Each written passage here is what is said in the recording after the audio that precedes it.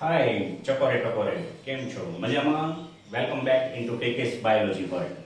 આજે એક આપણે નવા ટોપિક એટલે કે યુનિટ નંબર 7 જનીન વિદ્યા અને ઉદ્ વિકાસમાં ચેપ્ટર #5 આનુવંશિકતા અને ભિન્નતાના સિદ્ધાંતોની અંદર મેન્ડલના એક સંકલનનો પ્રયોગ આજે આપણે અભ્યાસ કરવા જઈ રહ્યા છીએ. બહુ ઇન્ટરેસ્ટિંગ છે. પાઠની શરૂઆત જ છે એટલે થોડું ધ્યાનપૂર્વક બધું સાંભળજો. બરાબર છે? કારણ કે આની અંદર કેટલાક બેઝિક શબ્દો છે કે જે તમારે આગળના ચેપ્ટર એટલે કે ચેપ્ટર નંબર 6 ની અંદર પણ કામમાં આવશે અને ચેપ્ટર નંબર 11 12 આપણે બાયોટેકનોલોજીના ચેપ્ટર ભણશું ત્યારે પણ ભણશું. પણ સૌથી પહેલા જોઈએ તો ચેપ્ટર નંબર 5 કે જેનું હેડિંગ જ છે આનુવંશિકતા અને ભિન્નતાના સિદ્ધાંતો. તો એની અંદર બે શબ્દ મારા વાલા મિત્રો રહેલા છે. એક શબ્દ છે આનુવંશિકતા. તો સૌથી પહેલા આનુવંશિકતા સમજવી પડે કે ભાઈ આનુવંશિકતા એટલે શું, બરાબર છે? અને તરત જ બીજો સવાલ આપણે કહીએ કે ભાઈ ભિન્નતા એટલે શું, કારણ કે આ ચેપ્ટરનું હેડિંગ જ ઈ છે. એટલે તરત જ એક સવાલ આપણે આ બનાવ્યો, બીજો સવાલ આ બનાવ્યો. સિદ્ધાંતો તો આપણને ખબર જ હોય, છતાં પણ સમજાવશું આપણે. તો ભિન્નતા એટલે શું? તો સૌથી પહેલા આપણે મિત્રો સમજી લઈએ શું તો કે આનુવંશિકતા.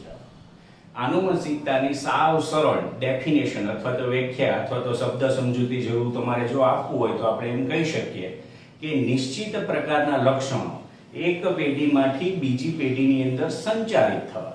નિશ્ચિત પ્રકારના લક્ષણો એટલે કેવા? દાખલા તરીકે આંખનો રંગ છે, ચામડીનો રંગ છે, વાળ છે, એનો આકાર છે, વાકડિયા હોય યા સીધા હોય, આ કાનની બૂટ છે, તમારું રુધિર જૂથ, આ બધા નિશ્ચિત પ્રકારના લક્ષણો છે. પછી કોઈક ડોક્ટર હોય, એનો છોકરો ડોક્ટર જ બનશે, એને આપણે નિશ્ચિત પ્રકારના લક્ષણો નહીં કહીએ. સચિન તેંડુલકર હોય અને એનો છોકરો સચિન તેંડુલકર જેવો જ મહાન ક્રિકેટર બનશે તેવી કોઈ જ આપણે અનુમાન ના કરી શકીએ કે સંભાવનાઓ ના બાંધી શકીએ, કારણ કે તે નિશ્ચિત પ્રકારના લક્ષણ ન કહેવાય. હા, સચિન તેંડુલકરના વાકડિયા વાળ હોય અને એનો છોકરો હોય એના વાકડિયા વાળ હોય તો એ ચોક્કસપણે આપણે નિશ્ચિત પ્રકારના લક્ષણો કહીશું અને એ આનુવંશિકતા દ્વારા આવે છે મિત્રો. તો આનુવંશિકતાનો બેઝિક અર્થ આવો થયો કે નિશ્ચિત પ્રકારના લક્ષણો એક પેઢીમાંથી બીજી પેઢીની અંદર સંચારિત થઈ જવા. બીજો શબ્દ આવે છે ભિન્નતા, કે જેને આપણે વેરિએશન્સ કહીએ છીએ. ભિન્નતા અલગ અલગ હોય. આપણે બધા આટલી બધી માનવ વસ્તી હોય, આપણી આજુબાજુ આપણે જે કાંઈ જોઈએ બધા એક સરખા તો હોતા જ નથી, બરાબર છે? આપણા બધાના દેખાવમાં જુદાપણું છે, આપણા નાક, આંખ બધાના શેપમાં જુદાપણું છે. ઇવન આપણી આજુબાજુ કેટલી બધી પ્રાણી સૃષ્ટિ, કેટલી બધી વનસ્પતિ સૃષ્ટિ છે, આની અંદર કેટલી બધી ભિન્નતાઓ છે. આપણે વર્ગીકરણ ભણી ગયા છીએ. પ્રાણી સૃષ્ટિના વર્ગીકરણમાં આપણે અમીબાથી સસ્તન વર્ગમાં છેક મનુષ્ય સુધીની યાત્રા ધોરણ 11 ની અંદર કરી ચૂક્યા છે. તો આ બધી કેવી રીતના ભિન્નતાઓ આવી? આટલી અમીબાથી છેક મનુષ્ય સુધીનું આટલું જટિલ સ્વરૂપ, સરળ સ્વરૂપમાંથી એટલું જટિલ સ્વરૂપ આ ભિન્નતાને કારણે આવ્યું. કેમ આવ્યું? એવા બધા જ ટોપિક્સ છે, એવા બધા જ સિદ્ધાંતો છે. આ પાઠની અંદર આપણે એનું હાર્દ સમજવાનો પ્રયત્ન કરવાનો છે. આ ચેપ્ટર અને આની પછીનું બંને ચેપ્ટર, કારણ કે બંને જનીન વિદ્યા સાથે સંકળાયેલા છે. આપણે આપણા પ્રીવિયસ ચેપ્ટરમાં ની પહેલાના લેક્ચરની અંદર આપણે કહી દીધું છે ઉદ્ વિકાસ આખી ટોપિક જ જુદો છે, ભલે યુનિટની અંદર યુનિટ નંબર 7 ની અંદર એ બધું સાથે લીધેલું હોય. ઓકે, તો આનુવંશિકતા અને ભિન્નતાને લક્ષીને આજે આપણે મેન્ડલનો એક સંકરણનો પ્રયોગ પહેલા ભણવાના છીએ. પણ સૌથી પહેલા મેન્ડલ નો એક સંકરણનો પ્રયોગ ભણીએ એ પહેલા મેન્ડલને જ આપણે શું કહીએ છીએ તો કે જનીન વિદ્યાના પિતા, ફાધર ઓફ ધ જીનેટિક્સ, બરાબર છે? બહુ ઇન્ટરેસ્ટિંગ બાબત છે મિત્રો.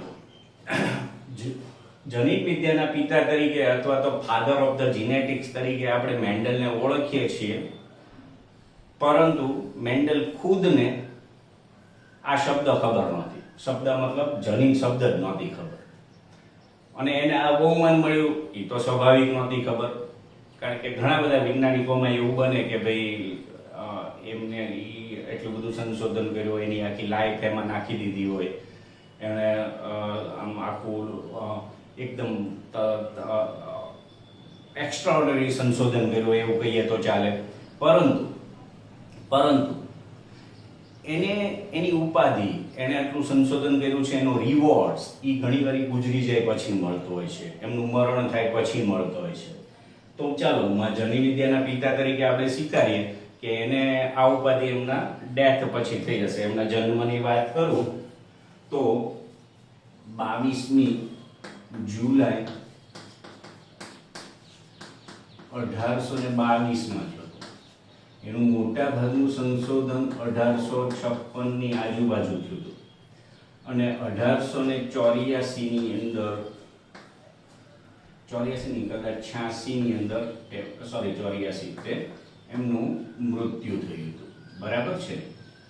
ઓસ્ટ્રિયા નામનો એક દેશ છે, not a Australia, it's Austria, European country છે, યુરોપની અંદર આવેલો દેશ છે. બરાબર છે. ઓસ્ટ્રેલિયા ખંડ છે એની વાત નથી, ઓસ્ટ્રેલિયા યુરોપની અંદર આવેલો છે. એની અંદર આ ભાઈનો મેન્ડલ દાદાનો જન્મ થયેલો. એને બેઝિકલી તમે જોવા જાવ ને તો એનું આંકડાશાસ્ત્ર અને જીવ વિજ્ઞાન બંનેની અંદરનું નોલેજ છે ને એ બહુ પાવરફુલ હતું. કારણ કે એમણે જે બધા પ્રયોગો કર્યા હતા ને એ સ્ટેટિસ્ટિકલ એનાલિસિસ વાળા હતા, આંકડાકીય પૃથ્થકરણ વાળા હતા. એટલે એમાં મેથ્સ પણ સારું હોવું જોઈએ. ટૂંકમાં જો આપણે એમ કહીએ તો આજના જમાનામાં જન્મ્યા હોત ને તો એને એ બી ગ્રુપ રાખ્યું, એ અને બી બંને ગ્રુપ. બરાબર છે.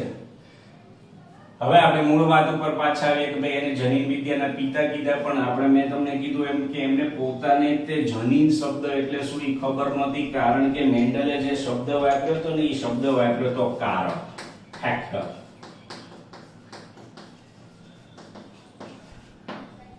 બરાબર છે. તો મેન્ડલે બધું કારક ને એવું બધું વાપર્યું હતું.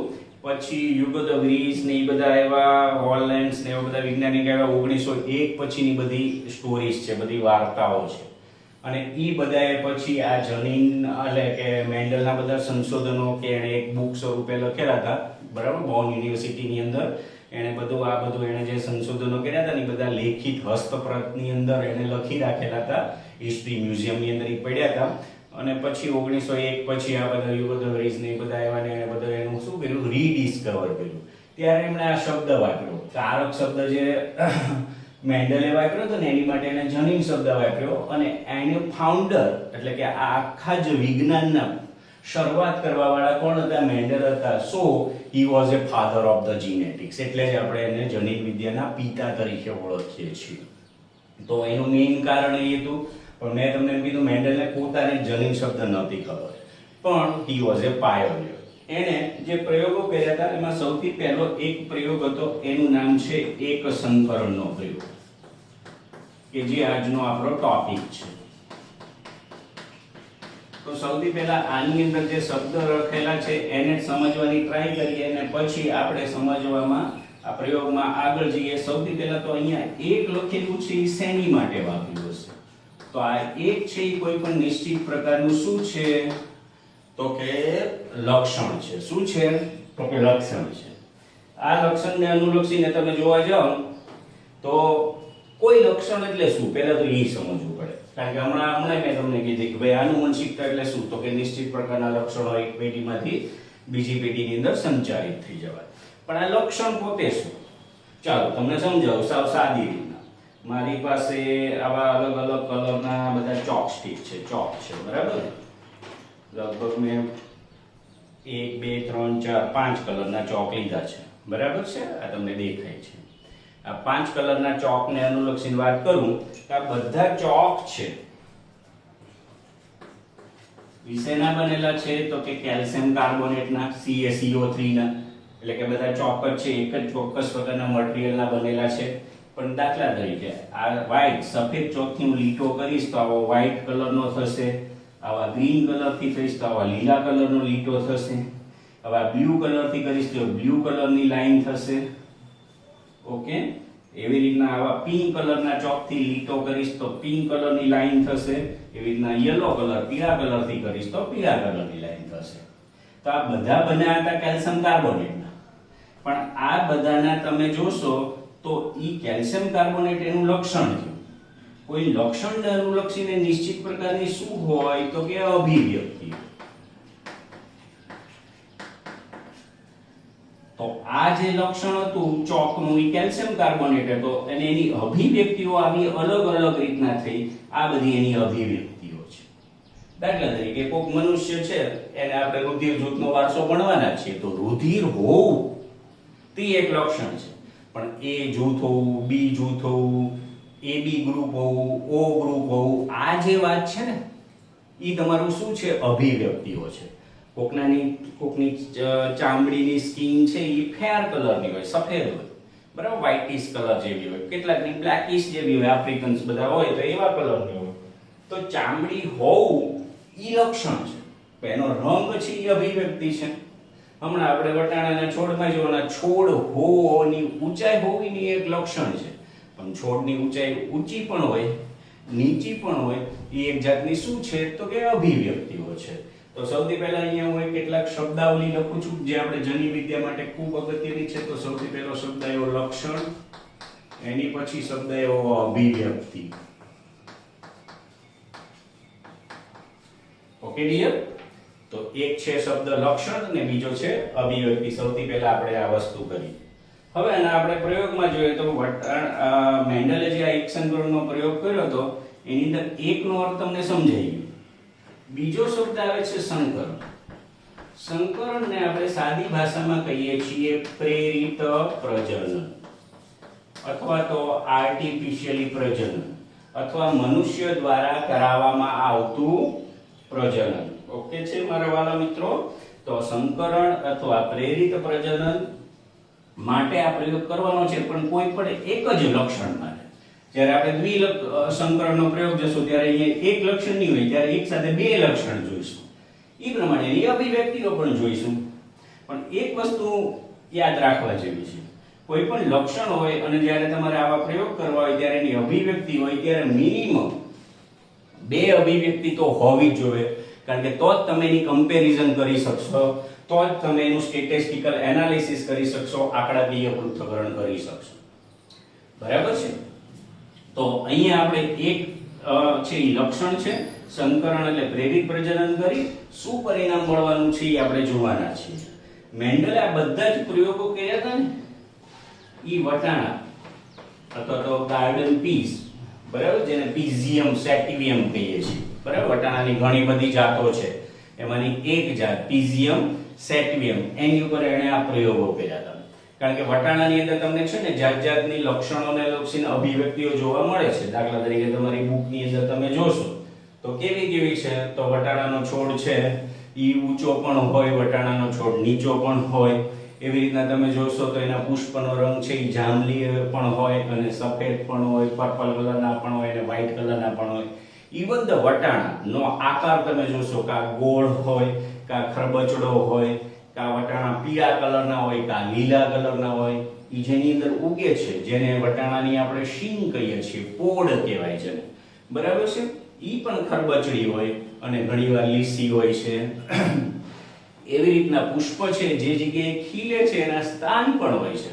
ઘણીવાર સાવ ટોચે ખુલતા હોય તો એને આપણે અગ્રસ્થ પુષ્પીય વિન્યાસ કહીએ છીએ, અને ઘણીવાર સાઈડમાં ડાળીઓ શાખાઓમાંથી નીકળતો હોય તો એને આપણે શાખીય અથવા તો પરિવર્તી શાખા પુષ્પ વિન્યાસને લક્ષીને વાર્તા કરીએ છીએ. તો આટલી એની બેઝિક માહિતી છે. આપણે એક સંકરણના પ્રયોગની અંદર વટાણાના છોડની ઊંચાઈ લેવાની છે. કારણ કે જે મેન્ડલની મેં વાત કરી હતી ને, એ ઓસ્ટ્રેલિયામાં રહેતા હતા, પછી એની બાકીની જિંદગી ઈ પ્રિસ્ટ તરીકે, એટલે ચર્ચમાં પાદરીઓના ઘણા વડા હોય ને એવા પ્રિસ્ટ તરીકે કામ કરતા હતા. Australia is a European country. Church પાસે ઘણી બધી જમીનો એટલે ઘણી બધી લેન્ડ હતી. એની અંદર આ મેન્ડલ દાદા શું કરતા હતા? કેટલાય બધા વટાણાના છોડ ઉગાડે એની ઉપરના પ્રયોગ કરતા હતા. મેન્ડલ છે આ બધા પ્રયોગોમાં સફળ થયાનું એક કારણ મેં કીધું કે ભાઈ એનો સ્ટેટિસ્ટિકલ એનાલિસિસ એટલે આંકડાશાસ્ત્રીય પૃથ્થકરણ અને જીવ વિજ્ઞાન બંનેનું નોલેજ તો હતું જ તે. બીજું, એને જે વટાણાના છોડ પસંદ કર્યા હતા ને એ પણ ખૂબ અગત્યનું છે. કારણ કે વટાણાની શું છે કે તમારે એની જ્યારે તમારે આમાં 2-3 પેઢી સુધી અભ્યાસ કરવાનો હોય, બરાબર છે, તો વટાણાનો પુષ્પ સર્જનનો સમય બહુ સરસ છે. તમે એક જ ટૂંકમાં 2-3-4 મહિનાની અંદર તમે એની 3-4 પેઢીઓની સમય સામાન્ય રીતે સરસ મજાનો અભ્યાસ તમે કરી શકો છો. બરાબર છે. તો વટાણા લેવા પાછળનું કારણ એ હતું, મનુષ્ય જેવા લીધા હોય તો બિચારા કેટલાય વર્ષો સુધી એને રાહ જોવી પડે. બરાબર છે. એટલે મનુષ્ય તરીકે એને નહોતા લીધા, એને વટાણાનો અભ્યાસ કર્યો હતો. હવે વટાણાની અંદર એને સૌથી પહેલા લીધો વટાણાનો છોડ કેવો લીધો? એક તો કે ઊંચો લીધો. એને જે જોયું હતું એ આવી રીતના જોયું હતું. આવી રીતના એટલે અત્યારે જે હું વટાણા જોઈ રહ્યો છું ને એવી રીતના. તો આ છોડ સ્વરૂપે વટાણા એને જોયા હતા. પણ પછી મેં તમને કીધું યુગો બ્રીજ ને એ બધા આવ્યા 1901 પછી એના બધા સંશોધનો રીડિસ્કવર કર્યું. ત્યારે એને આ ઊંચા છોડને કેપિટલ ટી નામ આપેલું, કે જે મેન્ડલને નથી ખબર, પણ આ તો રીડિસ્કવર છે, એના પુનઃસંશોધનો છે. અને આની માટે સ્મોલ ટી આપ્યું હતું. શું કામ કેપિટલ ટી આપ્યું ને શું કામ સ્મોલ ટી આપ્યું હું થોડી વાર પછી તમને હમણાં સમજાવું છું. તમારો કોન્સેપ્ટ બહુ ક્લિયર થઈ જશે. આની અંદર આ સૌથી પહેલા આપણે આ પેઢી લીધી હોય એટલે એને આપણે પિતૃ પેઢી કહીશું, પેરેન્ટલ્સમાં. એટલે આને આપણે પી કહીશું. ઓકે, કે જેમાં એક છોડ છે એ નર તરીકે હશે ને એક છોડ માદા તરીકે હશે. સપોઝ આને આપણે નર છોડ તરીકે લીધો છે, આને આપણે માદા છોડ તરીકે લીધો છે. આવી નિશાની પણ શું કામ વપરાય છે? એની પાછળનું કારણ તમને ખબર હોવી જોઈએ. આપણે પ્રજનનને અનુલક્ષીને ચેપ્ટર નંબર 2 વનસ્પતિની અંદર સપુષ્પી વનસ્પતિની અંદર પ્રજનન ચલાવ્યું છે, ત્યારે આ વસ્તુ મેં સમજાવી છે. ફરીથી રિપીટ કરી દઉં. આ શુક્રકોષ માટેની અથવા તો નરજન્યુ માટેની નિશાની છે. આ અંડકોષ માટેની અથવા તો માદાજન્યુ અથવા તો અંડકમાસેની નિશાની છે. આ મોટા ભાગે ચલિત હોય છે. પછી વનસ્પતિ હોય કે પ્રાણી હોય, કે સજો ઉડીને જતી હતી અથવા તો કોઈ અન્ય વાહક દ્વારા જતી હતી, તો એ મોટા ભાગે ચલિત હોય.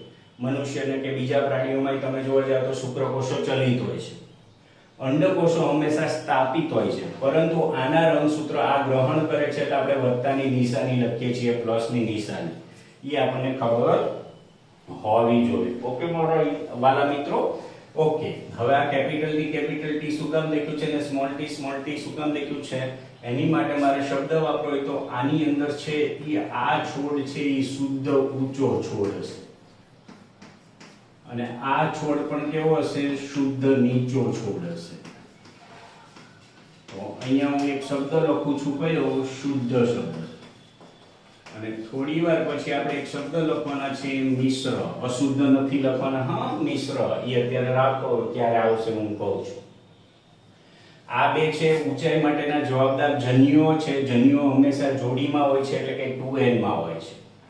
એટલે 2n નું હંમેશા શું થાય? અર્ધીકરણ થાય એટલે n થાય. બરાબર છે. આ કોન્સેપ્ટ આપણને ખબર જ છે. બરાબર છે. એટલે અહીંયા હું લખીશ અર્ધીકરણ. અર્ધીકરણ થશે એટલે થશે શું? તો કે જે આ કેપિટલ ટી છે એમાંથી એક જન્યુ ઉત્પન્ન થશે. એ ખાલી કેપિટલ ટી નામનું એક જન્યુ ઉત્પન્ન થશે. એક જ પ્રકારનું.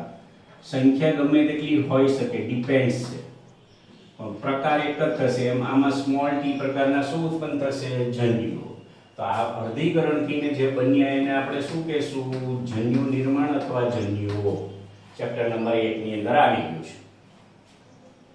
જો આની વચ્ચે આ સંકરણ ન કરાવવામાં આવે તો પેઢી દર પેઢી આ ઊંચા છોડમાંથી ઊંચા છોડ જ આવ્યા કરશે, નીચા છોડમાંથી નીચા છોડ જ આવ્યા કરશે, કારણ કે વટાણાનું પુષ્પ ઉભયલિંગી પુષ્પ છે. એટલે આપણે ચેપ્ટર નંબર 2 ની અંદર એમસ્ક્યુલેશન્સ નામની એક પદ્ધતિ ભણી ગયા છે. એ પ્રમાણે આ નર છોડમાંથી માદા જન્યુને દૂર કરી એના પૂજન્યુને ઉપાડી, ખબર છે ને, આવી રીતના આખું પુષ્પ છે દાખલા તરીકે. એની અંદર તમને ખબર છે અહીંયા કોણ છે? નરજન્યુ છે. અહીંયા કોણ છે બરાબર વચ્ચે? તો કે માદાજન્યુ છે. તો એમસ્ક્યુલેશન્સ પદ્ધતિની અંદર આપણે શું કરીએ છીએ? તો કે બરાબર છે. તો કે આમાં દાખલા તરીકે આપણે માત્ર નરજન્યુને રાખવા હોય તો કાતર લઈ આ આ માદા જન્યુને આપણે શું કરવા પડે? દૂર કરવા પડે. એટલે આ થઈ જાય એકલિંગી પુષ્પ. ઓકે. અને એના નર જન્યુને ચીપિયાની મદદથી, બીબી ફોર્સેપ્સની મદદથી ઉપાડી બીજા પુષ્પમાં આવી રીતના કોને દૂર કર્યા છે? નર જન્યુને. ખાલી એમાં શું રાખ્યું હશે? માદા જન્યુ રાખ્યું હશે. ઓકે. અને ઈ માદા જન્યુ ઉપર ચીપિયાની મદદથી આની પરાગરજને આપણે સ્થાપિત કરી દેવાની છે. એમોસ્ક્યુલેશન્સ નામની પદ્ધતિ છે, ચેપ્ટર નંબર 2 ની અંદર આવી ગઈ છે. ઓકે. તો ઈ પદ્ધતિથી આપણે જ્યારે આને કરશું અને એની ઉપર પછી આપણે કોથળી ચડાવી દીધી અથવા તો બેગિંગ પદ્ધતિ આપણે કહીએ છીએ. ઈ બેગિંગ પદ્ધતિ આખી કરી નાખવાની છે. અને એને કારણે શું થશે? આખું આર્ટિફિશિયલી પ્રજનન થયું અથવા તો પ્રેરિત પ્રજનન થયું. આ મનુષ્ય દ્વારા કરવામાં આવ્યું એટલે જ આપણે એને શું કહીએ છીએ? પ્રેરિત પ્રજનન અથવા તો સંકરણ. તો શુદ્ધ સ્વરૂપના છોડ હતા, જો એમની વચ્ચે પ્રજનન એટલે કે પ્રેરિત પ્રજનન નહીં કરવામાં આવે તો ઊંચા છોડમાંથી ઊંચા છોડ સ્વફલન દ્વારા ઉત્પન્ન થયા કરશે, નીચા છોડમાંથી નીચા છોડ ઉત્પન્ન થયા કરશે. પરંતુ આપણે શું કરવું છે? પ્રેરિત પ્રજનન કરાવવું છે. તો જન્યુઓ નિર્માણ કરી નાખ્યા. હવે આપણે હમણાં મેં શીખવાડી એવી રીતના બેગિંગ પદ્ધતિથી બંનેને આપણે શું કરશું? જન્યુઓને ભેગા કરશું. ઓકે. એટલે અહીંયા શું બની જશે? તો કે કેપિટલ ટી સ્મોલ ટી. આવી રીતના જન્યુ નિર્માણ થયું. અહીંયા જે પેઢી આવી, અહીંયા પી પેઢી હતી. અહીંયા જે પેઢી આવશે એને આપણે ફર્સ્ટ જનરેશન અથવા તો પ્રથમ પિતૃ પેઢી કહીશું. કે જેની અંદર જે છોડ મળ્યો ઈ કેવો મળ્યો? તો કે ઊંચાઈ માટેના જવાબદાર કારક અને નીચાઈ માટેના જવાબદાર કારક બંને આવ્યા, પણ છોડ ઊંચો થશે. હવે તમને સમજાશે આ કેપિટલ ટી ને સ્મોલ ટી નું મહત્વ. પણ ઈ પહેલા અહીંયા હું એક શબ્દ લખી નાખું છું. આ છોડ મળશે મિશ્ર ઊંચો મળશે. એટલે અહીંયા મેં શુદ્ધ અને મિશ્ર એવા બે શબ્દ લખ્યા છે. હવે એનું અર્થઘટન તમને સમજાઈ ગયું હશે. હવે કેપિટલ ટી ને સ્મોલ ટી શું કામ લખ્યા હતા? તો કેપિટલ ટી શબ્દ છે એ પ્રભાવી શબ્દ માટે છે અને સ્મોલ ટી છે એ પ્રચ્છન્ન માટે છે. તો પાછા આપણા મનમાં બે સવાલો પેદા થયા. પ્રભાવી ને પ્રચ્છન્ન એટલે શું? તો ઊંચાઈ માટેનું જવાબદાર જનીન કે જેને આપણે કેપિટલ ટી કીધું હતું, અને નીચાઈ માટેનું, છોડ નીચો રહે એની માટેનું જવાબદાર જનીન સ્મોલ ટી હતું. જ્યારે ઈ શુદ્ધ સ્વરૂપના હતા ત્યારે કઈ પ્રશ્ન જ નહોતો. ત્યારે આ શુદ્ધ ઊંચો જ હતો અને આ શુદ્ધ નીચો જ હતો. પરંતુ જ્યારે બંને જન્યુઓ ભેગા થયા, જ્યારે પ્રેરિત પ્રજનન થી, અહીંયા આપણે લખવાનું છે. શું લખ્યું છે આપણે? પ્રેરિત પ્રજનન. પ્રેરિત પ્રજનનનું બીજું નામ મારા મિત્રો તમને ખબર પડી જ ગઈ છે, એને જ આપણે સંકરણ કહીએ છીએ. ત્યારે કેપિટલ સ્મોલ ટી ભેગા થયા તો કઈ છોડ ઊંચો નીચો તો બનશે નહીં. દાખલા કે આ અમેરિકન પુરુષ હોય છે સફેદ હોય, વ્હાઈટ કલરનો, અને આ આફ્રિકન સ્ત્રી હોય કાળી હોય, તો અહીંયાનું બાળક આવશે તો કઈ જીબ્રા જેવું ચટ્ટા વાળું તો નહીં જ આવે મારા વાલા મિત્રો. બેમાંથી એક જ હોય. કા સફેદ હશે પિતૃ લક્ષણ હશે ને કા બ્લેક હશે મધરનું લક્ષણ હશે. તો અહીંયા છોડ ઊંચો છે. અહીંયા આપણે જરૂરી નથી કે આને તમે નર છોડ તરીકે લ્યો અને આને માદા છોડ તરીકે. એમાં તમે ઉલટ સુલટ કરી શકો. જે પ્રભાવી હશે એ વ્યક્ત થશે. તો અહીંયા ઊંચાઈ માટેનું જવાબદાર જનીન છે ઈ નીચાપણા માટે જવાબદાર જનીન ઉપર શું થઈ ગયું છે? હાવી થઈ ગયું છે. પ્રભાવીપણું બતાવે છે. માટે અહીંયા ટી પ્રભાવી છે, કેપિટલ ટી.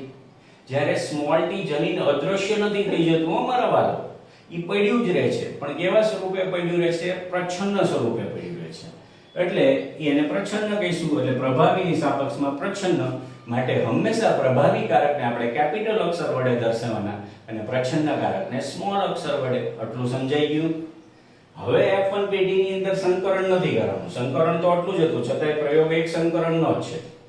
હવે બીજી પેઢીની અંદર આ ભાઈ છે વટાણો છે, ભાઈ તો છે નહીં.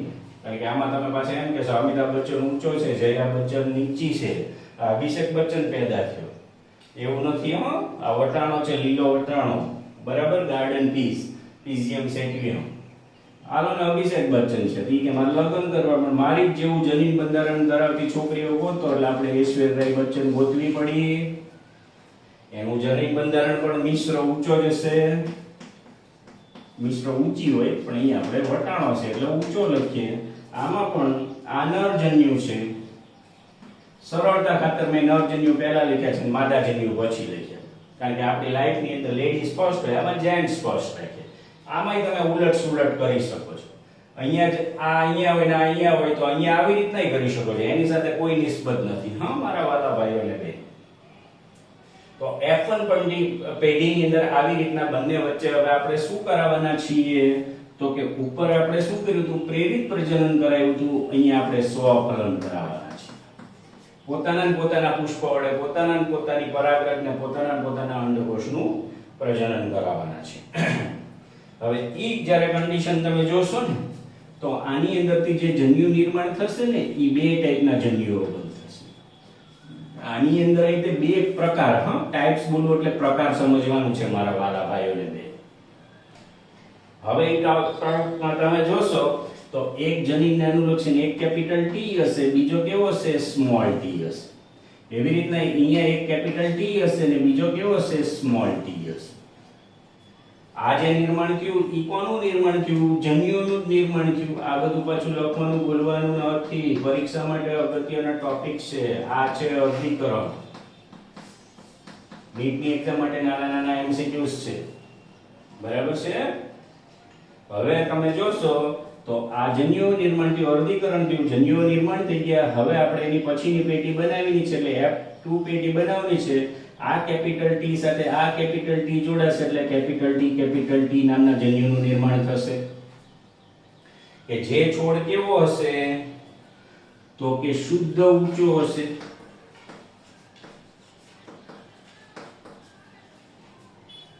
એની પછી તમે જોશો તો આ સ્મોલ t સાથે આ કેપિટલ T ને તમે જોડશો તો કેપિટલ T સ્મોલ t નામનું જન્યુ નિર્માણ થશે.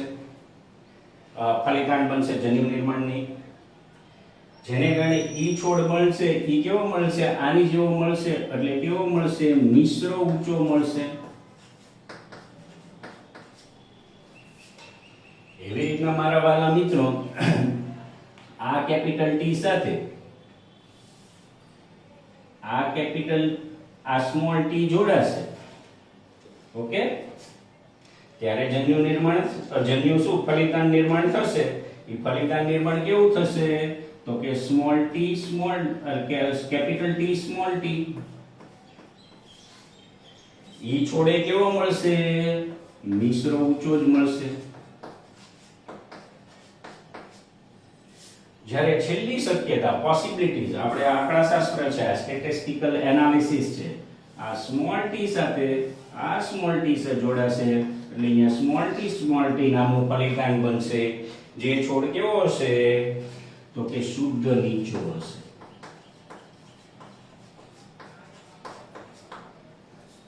અહીંયા જે આપણને આ પેઢી મળી એ પેઢીને આપણે કહેશું F2 પેઢી, સેકન્ડ જનરેશન.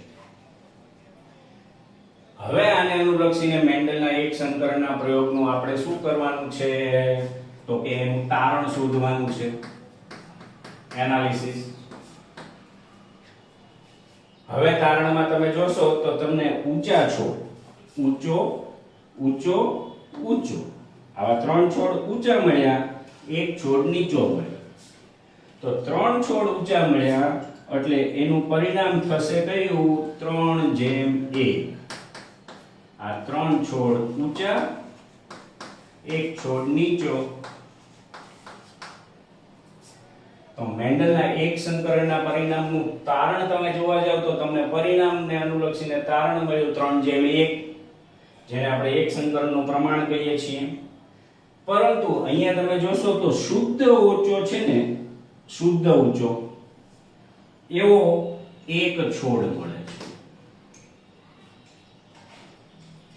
મિશ્ર ઊંચા હોય ને એવા બે છોડ મળે છે. અને શુદ્ધ નીચો હોય ને મિત્રો એવો એક છોડ મળે છે. તો આપણને બીજું પરિણામ કયું મળ્યું, તો 1:2:1. આ છે કેવો, શુદ્ધ ઊંચો. આ કેવો, મિશ્ર ઊંચો.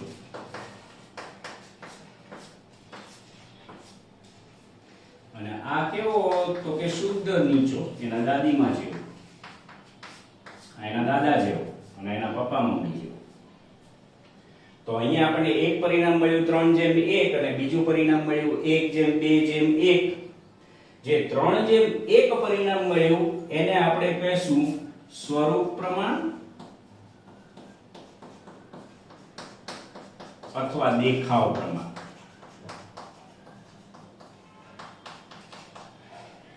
જનીનને અનુલક્ષીને આપણે એમ કીધું હતું ભાઈ જનીન વિદ્યાના પિતા તરીકે મેન્ડલને ઓળખ્યા હતા. મેન્ડલે આ જનીન શબ્દ નહોતો ખબર, એને માત્ર કયો શબ્દ ખબર હતી? કારણ. તો એને કોઈ એવું કારણ જોયું, એવું કંઈક એનાલિસિસ કર્યું કે જેને કારણે છોડ ઊંચા જોવા મળે છે. એટલે એને માત્ર આ જ પરિણામ મળ્યું હતું, આ નહોતું મળ્યું આ 1901 પછી. કારણ કે આવા કેપિટલ ટી સ્મોલ ટી શબ્દ મેન્ડલે નહોતા વાપર્યા, તો એના સંશોધનો રીડિસ્કવર થયા પછી આપણને મળેલા છે. તો આ પરિણામને આપણે શું કહેશું? આને આપણે સ્વરૂપ પ્રમાણ અથવા દેખાવ પ્રમાણ. આપણે જોઈને જેટલા છોડ ઊંચા લાગે છે એ દેખાવ કહેવાય, સ્વરૂપ કહેવાય. પણ જનીન જે આપણે પ્રભાવી અને પ્રચ્છન્ન શબ્દ વાપર્યા છે એને અનુલક્ષીને તમે જોવા જાવ તો પ્રભાવી અને પ્રચ્છન્ન જનીનને અનુલક્ષીને તમે જોવા જાવ તો આને આપણે શું કહીશું? તો એને કહેશું આપણે જીનોટાઇપ અથવા તો જનીન સ્વરૂપ.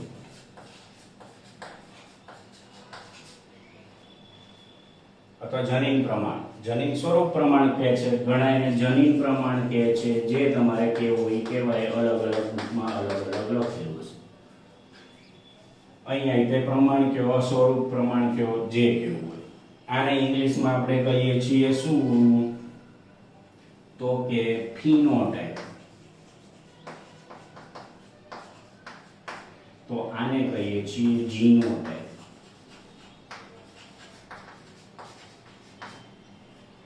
તો મારા વાલા વિદ્યાર્થી ભાઈઓ અને બહેનો, આખા બોર્ડ વર્ક ઉપરથી તમે મેન્ડલના એક સંઘના પ્રયોગનું તારણ, પ્રયોગ આખો કેવી રીતના કર્યો એ સમજી શકશો.